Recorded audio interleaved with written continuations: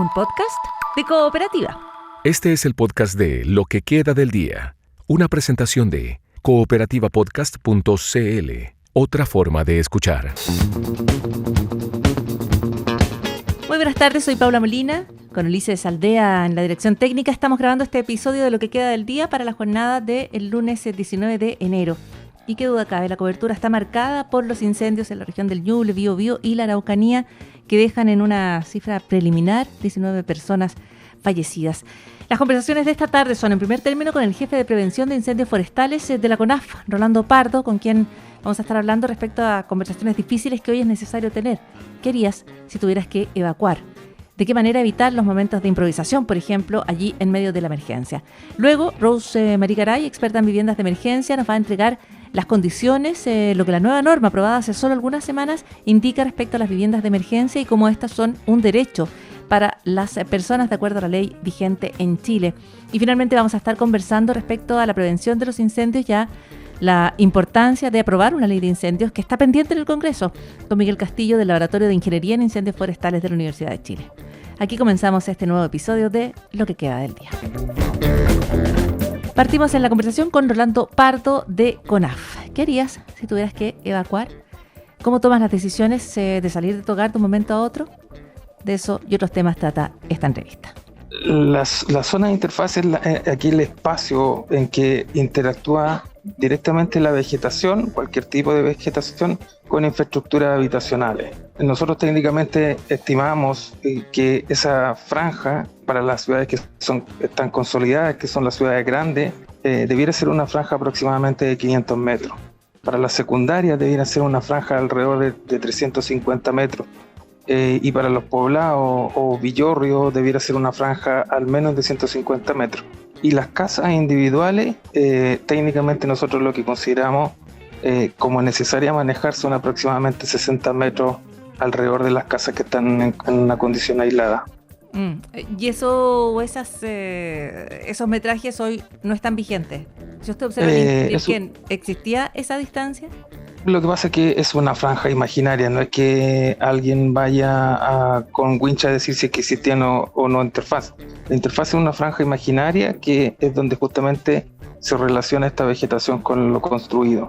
Sí, le pregunto porque hay muchas franjas, no sé, de separación de vecinos que sí se miden con wincha, digamos, en muchos lugares. O sea, ¿no? Sí, nosotros tenemos una legislación en que la propiedad privada tiene mucho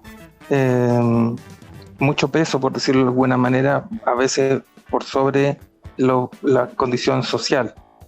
Y esa propiedad privada, lo que usted me señala, porque con metraje o centímetro de qué es lo que te corresponde.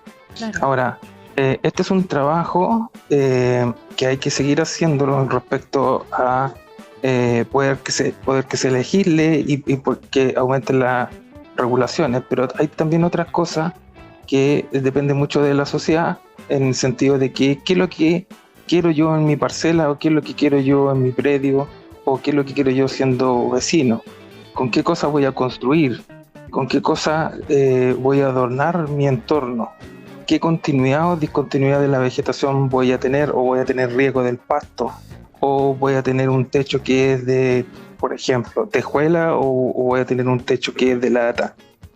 Todos esos factores, particularmente en las zonas de alto riesgo, tienen que ser considerados para generar un proceso de mejora y disminuir las vulnerabilidades de las casas individuales, pero también de las poblaciones.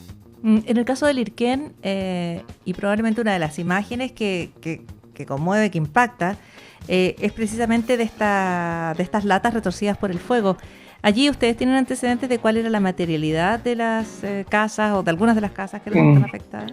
No tengo, sin lugar a duda, puedo presumir de que era material liviano por la condición y particularmente en dichos lugares, generalmente, o sea, si hubiera sido cemento, la probabilidad de combustión es mucho más baja. Entonces, podemos presumir a partir de los resultados que era casi todas de material ligero.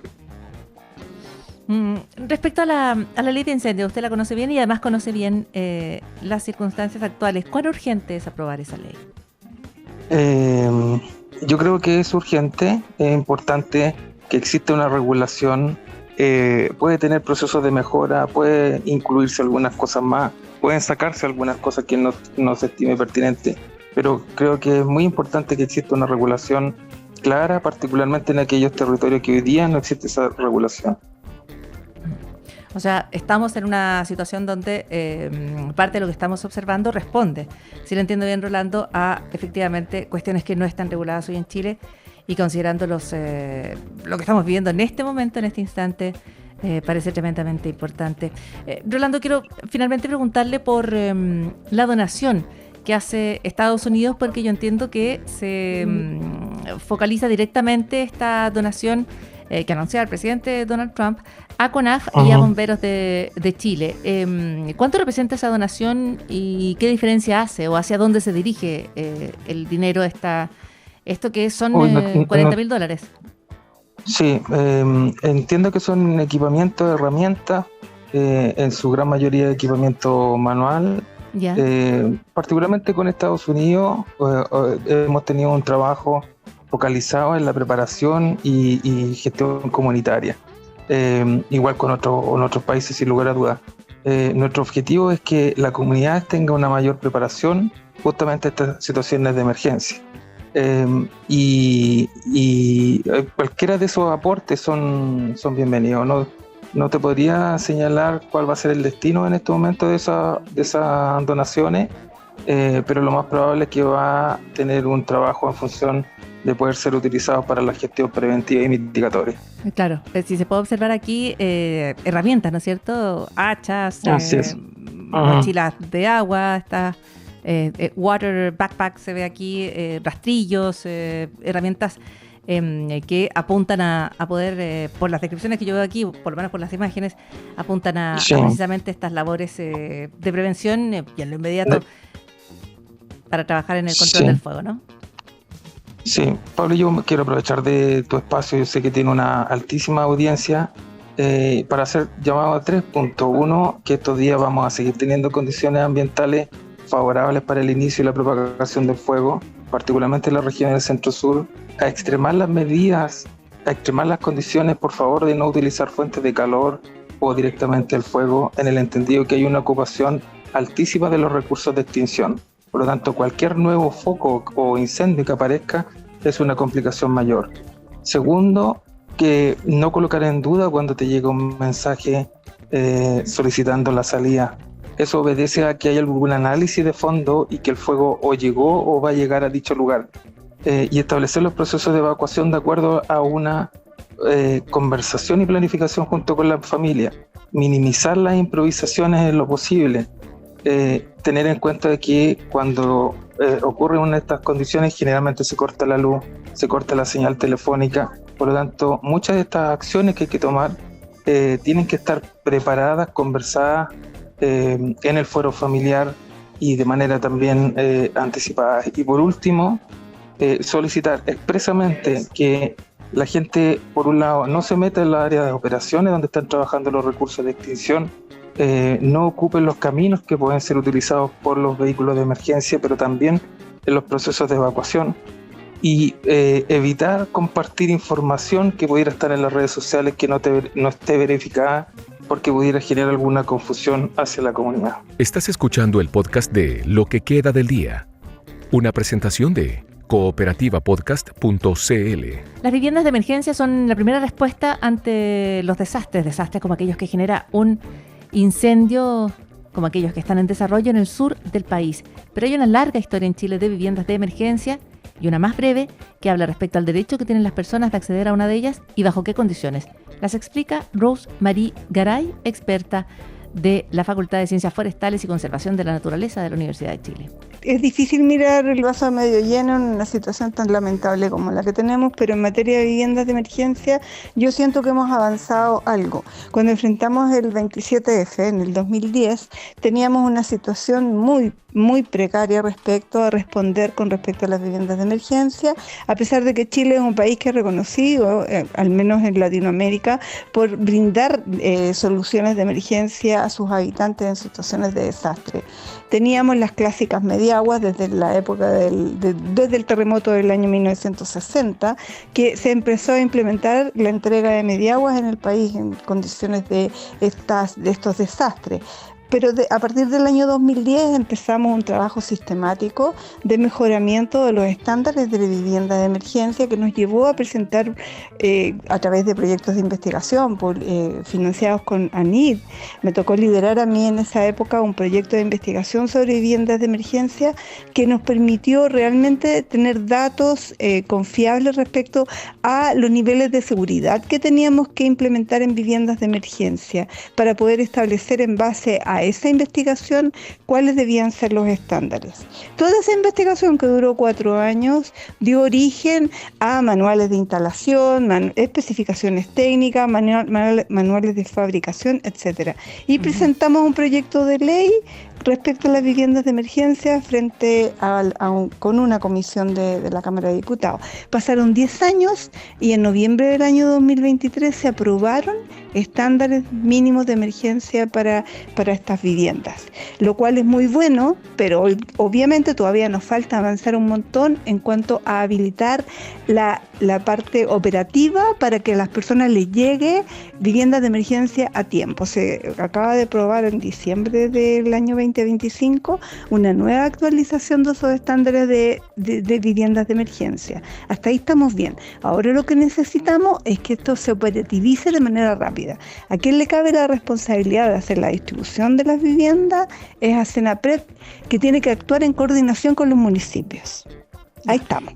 Ahí estamos. ¿Ya? Ese es el punto, y la actualización es de hace poquito. Si usted dice diciembre del 2025, eso es hace semanas. Recién. Pero es un buen punto, porque yo creo que todavía en el imaginario de las personas la vivienda de emergencia es una respuesta tan precaria como la de hace varias décadas atrás. Y usted dice, allí hay una actualización, estas viviendas son distintas. Ya, pero de todas maneras esta parece un desafío mayor a la hora de responder a la tragedia. Estoy pensando en lo que ocurrió en Valparaíso, en Viña del Mar, ¿no es cierto?, donde todavía allí se está esperando la solución habitacional. Entonces, ¿qué hay que observar? Aquí hay que estar atentos. ¿De qué manera evitar que esas soluciones se alarguen, se posterguen demasiado? Ya, es que es un escenario complejo, pero que lo tenemos que entender como población, digamos. Tenemos que entender que donde nosotros instalamos viviendas de emergencia, si la instalamos en zonas de riesgo, vamos a tener dificultades para acceder a una nueva vivienda con financiamiento del Estado. O sea, estoy hablando de asentamientos informales, por ejemplo, o que por cualquier motivo nuestras viviendas no están reguladas. No somos propietarios del terreno donde habitamos. O sea, ahí hay una serie de cosas. Entonces, ¿qué es lo que viene ahora? Para que las personas puedan acceder a una vivienda de emergencia entregada por el Estado, a través, como digo yo, de Senapred, en coordinación con los municipios, tenemos que haber pasado por esa etapa de las fichas, ¿ya? El levantamiento de fichas es importante porque, por ejemplo, van a tener derecho las personas a una vivienda de emergencia en el caso que hayan sido damnificados por un desastre como el que está ocurriendo ahora y que ellos hayan perdido su vivienda, que es la mayoría de los casos que estamos viendo, ¿cierto? Porque las viviendas que vemos, los puros muros levantados, la verdad es que es altamente probable que sea muy poco probable, hay especialistas que lo van a evaluar, pero es muy poco probable que el calor que hayan vivido esos muros les permitan tener la resistencia mínima. Entonces, cuando se van llenando las fichas, se va abriendo ese espacio para acceder a la vivienda de emergencia. Y la otra parte que hay que ver, tiene que ver con el sistema de proveedores que esté habilitado para proveer la vivienda de emergencia en el lugar oportuno y en el tiempo adecuado. Y ahí pasa por todo un mecanismo que se tiene que abrir, que baja desde el Ministerio del Interior a Senapred, y que en el fondo habilita a que se puedan proveer las viviendas de emergencia, porque estamos bajo un escenario de catástrofe. Entonces eso agiliza todas las licitaciones públicas, etcétera. Lo otro que es interesante e importante de resaltar es de que este nuevo decreto exento de 2196, por si alguien lo quiere buscar, que establece los estándares de vivienda de emergencia, establece que estas viviendas tienen que tener una serie de características de calidad mínima y que tienen que ser instaladas bajo condiciones de mucha más seguridad que antes. Por ejemplo, sistemas eléctricos que estén bien revisados. No se pueden instalar viviendas de emergencia con colgándose de la luz en alguna parte, ¿me entiendes? O sea, eso no puede pasar. O sea, ¿ya? Es de emergencia, pero no es precaria. Es de emergencia, pero está normada. Claro, Dice, que tenga medidas de seguridad.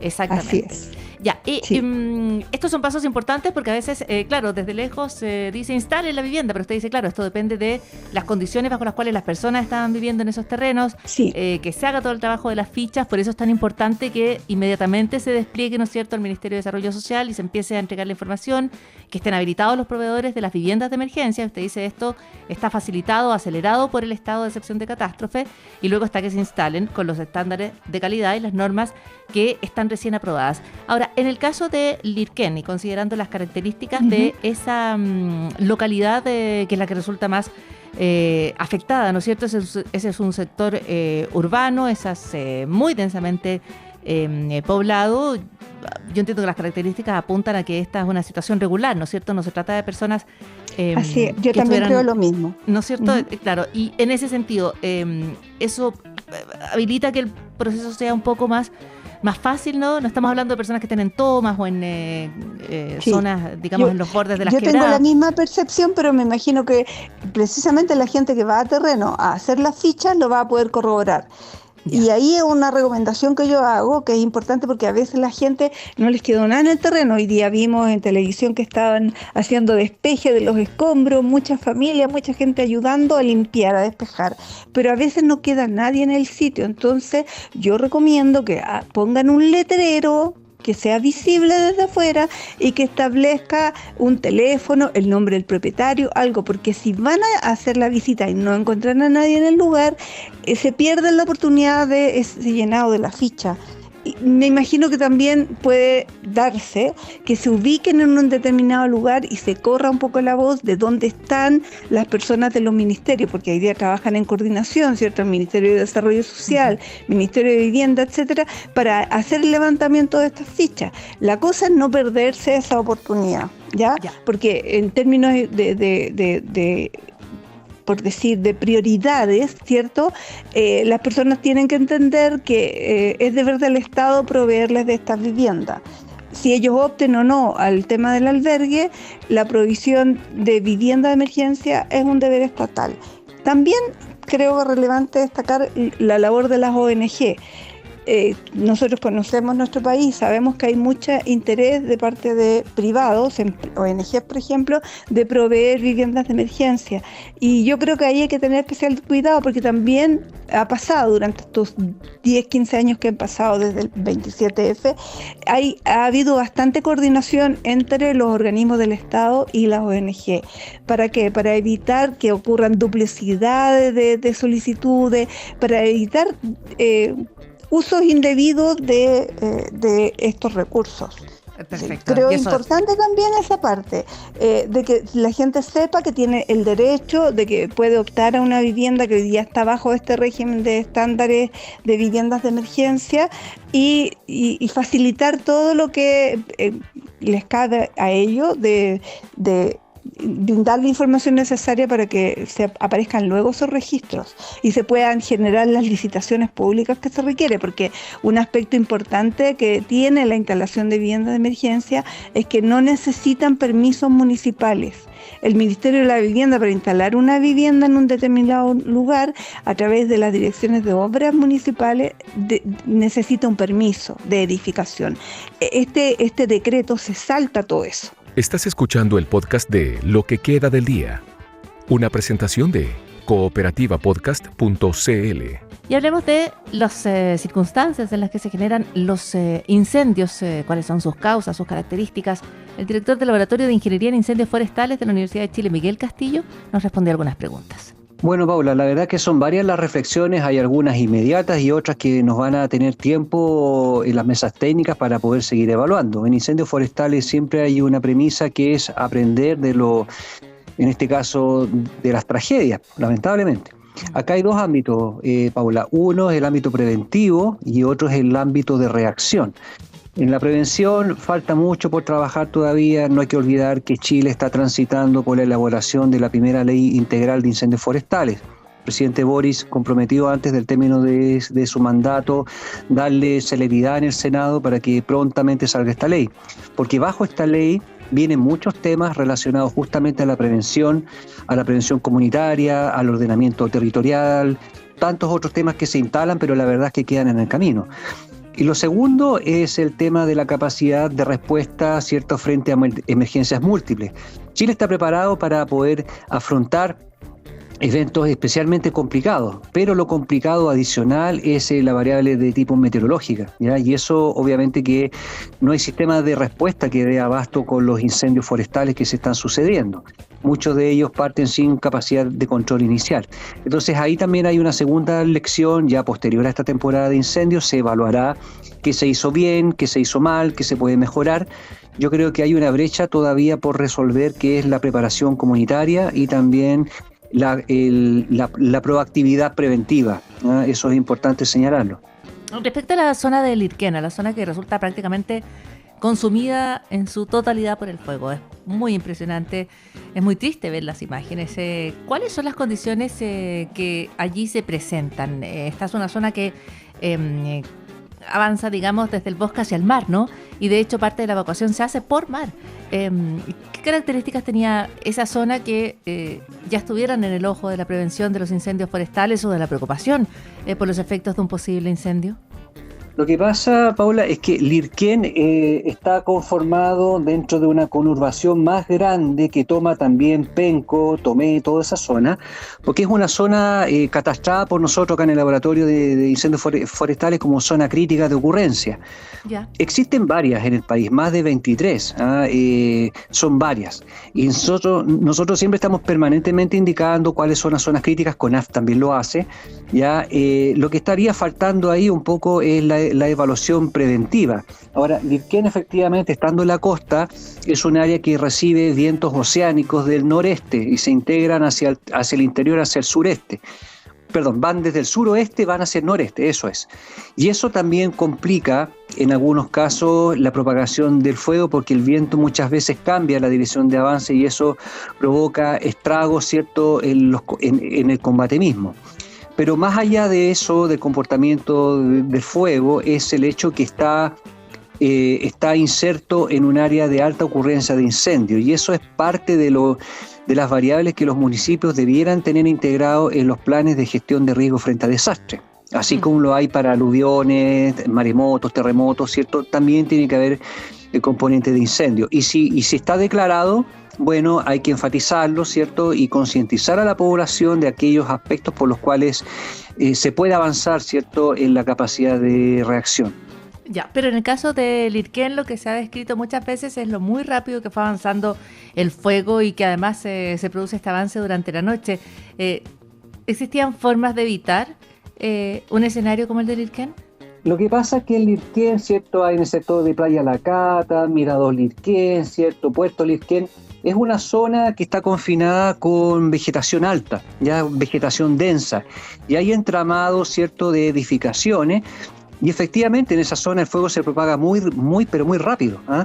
Ahora, toda la zona costera está objeto de una baja o bajo contenido de humedad de los combustibles. Y eso hace que la propagación sea pero muy rápida. Mucho me has preguntado y también en otros medios, ¿cierto?, qué pasa en la noche.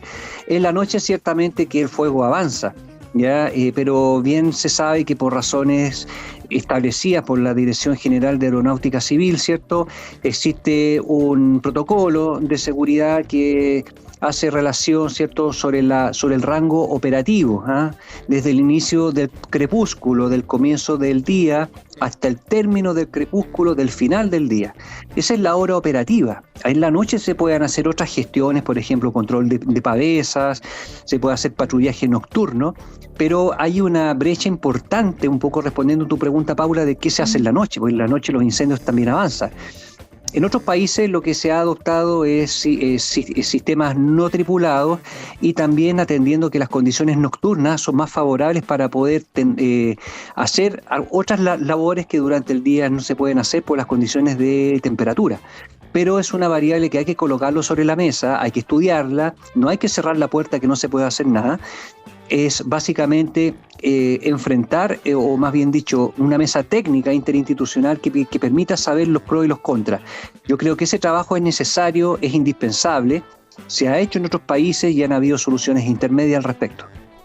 Ya, respecto a esas soluciones intermedias, porque nosotros conversábamos aquí en Cooperativa en la transmisión en vivo con la Corma, y uno de los puntos que plantean desde la Corma es por qué no se permite el combate a los incendios, o más bien planteaba, ¿no?, el empresamiento respecto a la necesidad de modificar la legislación para efectivamente poder combatir el incendio durante la noche. Esa era una de las cuestiones que ellos han estado planteando. Y aprovecho de preguntarle a Miguel Castillo si eso es parte de la ley de incendios. No está precisamente declarada, sería deseable colocarlo como un reglamento, más que como una ley, porque la ley versa sobre los reglamentos, pero acá hay algo importante, no es tan sencillo adoptar un protocolo innovador, porque hay que ver también el código laboral, por ejemplo, cuáles son las horas de trabajo, cuáles son las mutuales, cuáles son las condiciones por las cuales estos trabajadores, llámese combatientes terrestres como operadores aéreos, se tienen que adaptar. Pero de que el tema hay que colocarlo sobre la mesa, sin duda hay que hacerlo. Hay una norma, Paula, que es la norma DAN 137, que es la Dirección General de Aeronáutica, que la interpone, ¿cierto?, para todo tipo de operaciones aéreas, ya, y que tienen que ver con el manejo de aeronaves, entre esas para incendios forestales. Yo creo que esa norma hay que revisarla, si es que no se ha hecho aún, a lo mejor ya se ha hecho, pero la idea es llegar a fondo, es decir, cuáles son aquellos aspectos que se pueden sacar o extraer de estas normas y adaptarlas para poder tener un nuevo protocolo paliativo, ya de manera de no dejar los incendios corriendo en la noche y al inicio del crepúsculo del día siguiente tener un incremento de un 30 o 40% de superficie quemada, que eso es lo que siempre ha pasado. Y ahí hay un trabajo por hacer, Paula. Ya, o sea, hay que colocar sobre la mesa esta posibilidad de combatir los incendios durante la noche. Eso podría estar incorporado como un reglamento y actualizaría las formas de combate al fuego, entre otras cosas, Miguel Castillo, porque han cambiado las condiciones, ¿no? O sea, en las horas nocturnas se estimaba habitualmente que bajaba la temperatura y lo que dice la Dirección Meteorológica de Chile es que eso en algunos momentos no está ocurriendo. Miguel, le quería preguntar por la ley de incendios, porque el presidente acaba de dar un punto de prensa y cierra con ese llamado a aprobar la ley de incendios. Lo que, considerando lo que queda de legislatura, solo puede ser una expresión de deseo, imagina uno. Pero, ¿qué pasa con la ley de incendios que, como decía por lo menos el Ejecutivo, no se ha puesto en tabla en el Congreso? Y la discusión parece ser bien intensa. ¿Cuáles son los puntos de tope en la ley? Mira, la verdad es que yo mismo un poco puse algunos alcances, los borradores estos que andan dando vueltas de un lado para otro. Yo me baso en el último, que incluso yo coloqué algunos acápites ahí, la verdad que son otros que forman el comité técnico, pero desde mi mirada más del ámbito académico y de investigación, hay un aspecto clave, que es la formación de un consejo consultivo en manejo de incendios a nivel nacional. No hay que olvidar que los incendios forestales hoy día, si bien es cierto, estamos acotados territorialmente, valga la redundancia, al territorio nacional, se están presentando también incendios transfronterizos. Y eso también tiene que ver con la colaboración entre países. Eso es un lado que no está en la ley de incendios. Lo segundo tiene que ver con una política de corresponsabilidad que en este momento está imputando fuertemente al propietario forestal, pero poco se está dejando de lado. ¿Qué pasa con la ocurrencia o con el uso negligente o irresponsables en zonas colindantes a los predios que provocan los incendios y entran a los predios que realmente están haciendo medidas de protección? Entonces, en resumen, yo le aportaría a la ley la conformación de un consejo consultivo, enfatizar con mayor detalle la política de corresponsabilidad en cuanto a la protección y mantención, porque ese es otro tema. Tú puedes construir un cortafuego, pero la gracia es mantenerlo. Yo puedo decir, check, hice el cortafuego, pero bueno, ¿quién lo mantiene? Y esto trae un costo. Ahí también hay un tema a resolver. Y también, Paula, el tema, de la protección por conglomerados, es decir, lo he dicho hasta el cansancio, los propietarios agrícolas y forestales deben unirse en conglomerados porque no basta con que uno o dos propietarios protejan o hagan acciones que incluso están bonificadas o irrogan un gasto al propietario y sin embargo otros colindantes no lo hacen, ¿ya? Y lo último, aspecto esencial, que tampoco está en la ley, ¿cierto?, el rol de las agencias de aseguramiento, las políticas de asegurabilidad y cuál es el rol de Servicio de Puestos Internos y el Ministerio de Bienes Nacionales para que los propietarios puedan acceder a instrumentos de fomento previo saneamiento de los terrenos. Ahí hay un tema, hay un vacío que yo creo que se debiera cubrir no en la ley sino en los reglamentos, ¿ya? Con lo cual, con todo eso, yo creo que la ley le falta darle una vuelta más antes de aprobarla. Y bueno, eso ha pasado porque las prioridades van por otro lado. Yo en lo personal creo que la ley ya no salió. Esperemos que con el presidente José Antonio Kast se pueda reactivar esto en el Senado. Aquí termina el podcast de Lo que queda del día. Lo escuchas en vivo de lunes a viernes desde las 4 de la tarde en Radio Cooperativa. Y todos los días en cooperativapodcast.cl.